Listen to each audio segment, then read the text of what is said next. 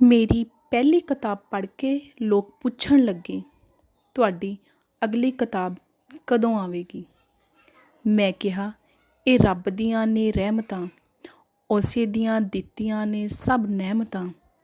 ਰੱਬ ਨੇ ਕੱਟ ਦਿੱਤੀਆਂ ਮੇਰੀਆਂ ਜ਼ਹਿਮਤਾਂ, ਸਾਰਿਆਂ ਨੂੰ ਉਹੀ ਦਿੰਦਾ ਦਾਤਾਂ ਤੇ ਉਹੀ ਸਭ ਦੇ ਪਰਦੇ ਕੱਜਦਾ ਏ। ਇੱਕ ਚੰਗੀ ਕਿਤਾਬ ਲਿਖਣ ਲਈ ਭਾਈ ਬੜਾ ਹੀ ਚਿਰ ਲੱਗਦਾ ਏ। ਕਿਤਾਬ ਲਿਖਣ ਲਈ ਕਦੇ ਸਫ਼ਰ ਨਾਲ, ਕਦੇ ਸ਼ਬਦਾਂ ਨਾਲ ਘੁਲਣਾ ਪੈਂਦਾ ਏ। ਸਫ਼ਰ ਜਿੱਤਣਾ ਓਨਾ ਔਖਾ ਨਹੀਂ ਹੁੰਦਾ, ਪਰ ਸ਼ਬਦ ਬੜਾ ਹੀ ਔਖਾ ਢਹਿੰਦਾ ਏ। ਹੁਣ ਤੱਕ ਤੁਸੀਂ ਇਸੇ ਕਰਕੇ ਹੀ ਮੇਰੀਆਂ ਕੁਝ ਲਿਖਤਾਂ ਪੜ੍ਹ ਚੁੱਕੇ ਹੋ, ਕਿਉਂਕਿ ਸਾਡੇ ਉੱਤੇ ਦਿਲ ਆਇਆ ਸੱਚੇ ਰੱਬ ਦਾ ਏ। ਕੀ ਦੱਸਾਂ, ਇੱਕ ਕਿਤਾਬ ਲਿਖਣ ਲਈ ਕਿੰਨਾ ਸਮਾਂ ਲੱਗਦਾ ਏ। ਉਂਝ ਇਹ ਦੁਨੀਆ ਦੇ ਲੋਕੀ ਸਾਹਿਤਕਾਰਾਂ ਨੂੰ ਸਮਾਜ ਦਾ ਸ਼ੀਸ਼ਾ ਵੀ ਕਹਿੰਦੇ ਨੇ। ਖਿੱਚੀ ਹੁੰਦੀ ਹੈ ਸ਼ਬਦ ਦੀ ਤਸਵੀਰ, ਤਾਂ ਹੀ ਲਿਖਤਾਂ ਸਾਹਿਤਕਾਰਾਂ ਦੀਆਂ ਪੜ੍ਹਦੇ ਰਹਿੰਦੇ ਨੇ।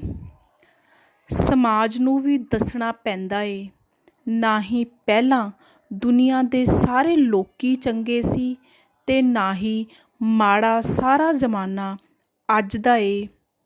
ਇੱਕ ਚੰਗੀ ਕਿਤਾਬ ਲਿਖਣ ਲਈ ਭਾਈ ਬੜਾ ਹੀ ਚਿਰ ਲੱਗਦਾ ਏ। ਉੱਤੋਂ ਦੇ ਲੱਗ ਜਾਂਦੇ ਨੇ ਬੜੇ ਮੌਸਮ ਤੇ ਲੰਘ ਜਾਂਦੀਆਂ ਨੇ ਅਣਗਿਣਤ ਰੁੱਤਾਂ।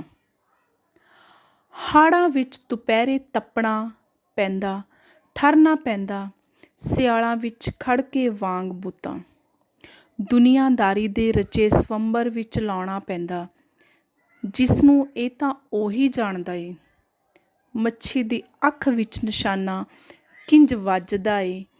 ਕੀ ਦੱਸਾਂ, ਇੱਕ ਕਿਤਾਬ ਲਿਖਣ ਲਈ ਕਿੰਨਾ ਸਮਾਂ ਲੱਗਦਾ ਏ। ਕੀ ਪਤਾ ਏ ਕੋਈ ਜਜ਼ਬਾਤੀ ਗੱਲ ਕਿੰਨਾ ਚਿਰ ਦਿਲ 'ਤੇ ਚੜ੍ਹੇ ਜਾਂ ਨਾ ਚੜ੍ਹੇ। ਜਿਸ ਦੀ ਯਾਦ ਵਿੱਚ ਲਿਖਦਾ ਹਾਂ, ਕੀ ਪਤਾ ਚਿਹਰਾ ਮੂਹਰੇ ਆ ਕੇ ਖੜ੍ਹੇ ਜਾਂ ਨਾ ਖੜ੍ਹੇ। ਸਾਡੇ ਹੰਝੂਆਂ ਦੀ ਸਿਆਹੀ ਆਪੇ ਅੱਖਰ ਬਣ ਉਕਰਦੀ, ਸ਼ਬਦ ਸੋਹਣੇ ਜਦੋਂ ਕਿਸੇ ਦੀ ਯਾਦ ਵਿੱਚ ਨੈਣੋਂ ਨੀਰ ਵਗਦਾ ਏ। ਇੱਕ ਚੰਗੀ ਕਿਤਾਬ ਲਿਖਣ ਲਈ ਭਾਈ ਬੜਾ ਹੀ ਚਿਰ ਲੱਗਦਾ ਏ। ਕਿਤਾਬ ਲਿਖ ਕੇ ਹੀ ਕੰਮ ਨਹੀਂ ਚੱਲਦਾ, ਕਿਤਾਬ ਲਿਖ ਕੇ ਹੀ ਕੰਮ ਨਹੀਂ ਚੱਲਦਾ, ਕਿਤਾਬ ਛਪਵਾਉਣੀ ਤੇ ਪੇਸ਼ ਵੀ ਕਰਨੀ ਪੈਂਦੀ ਏ। ਕਿਤਾਬ ਵਿੱਚ ਪਾ ਕੇ ਵੱਖੋ ਵੱਖਰੇ ਰੰਗ ਹਜ਼ਾਰਾਂ, ਪਾਠਕਾਂ ਦੀ ਸੋਚ ਦੇ ਮੇਚ ਵੀ ਕਰਨੀ ਪੈਂਦੀ ਏ। ਪਾਠਕ ਵੀ ਵਾਰ-ਵਾਰ ਉਸੇ ਰੰਗ ਦੀ ਹੀ ਕਰਦੇ ਨੇ ਮੰਗ ਤੇ ਪ੍ਰਸ਼ੰਸਾ, ਰੰਗ ਜਿਹੜਾ ਉਹਨਾਂ ਦੇ ਦਿਲੋਂ ਦਿਮਾਗ ਤੇ ਨੈਣਾਂ ਨੂੰ ਫੱਬਦਾ ਏ। ਕੀ ਦੱਸਾਂ, ਇੱਕ ਕਿਤਾਬ ਲਿਖਣ ਲਈ ਕਿੰਨਾ ਸਮਾਂ ਲੱਗਦਾ ਏ। ਕਈ ਕਵੀ ਲਿਖਦੇ ਧੱਕੇ ਨਾਲ ਕਈਆਂ ਨੂੰ। ਸ਼ਾਇਰੀ ਧੁਰ ਦਰਗਾਹੋਂ ਹੀ ਆਉਂਦੀ ਏ। ਧੁਰ ਦਰਗਾਹੋਂ ਆਈ ਸ਼ਾਇਰੀ ਹੀ ਅਸਲ ਵਿੱਚ ਸਰੋਤਿਆਂ ਦੇ ਪਾਠਕਾਂ ਨੂੰ ਝੂਮਣ ਲਾਉਂਦੀ ਏ। ਹੋ ਕੇ ਦਿਆਲ ਵਗਾਉਂਦਾ ਹੈ ਰੱਬ ਸੱਚਾ ਹਵਾ ਜਿਹੜੇ ਕਵੀ ਦੇ ਪੱਖ ਦੀ, ਉਦੋਂ ਸ਼ੋਹਰਤਾਂ ਦਾ ਸਿਹਰਾ ਵੀ ਉਸੇ ਦੇ ਸਿਰ ਉੱਤੇ ਹੀ ਬੱਝਦਾ ਏ। ਇੱਕ ਚੰਗੀ ਕਿਤਾਬ ਲਿਖਣ ਲਈ ਭਾਈ ਬੜਾ ਹੀ ਚਿਰ ਲੱਗਦਾ ਏ।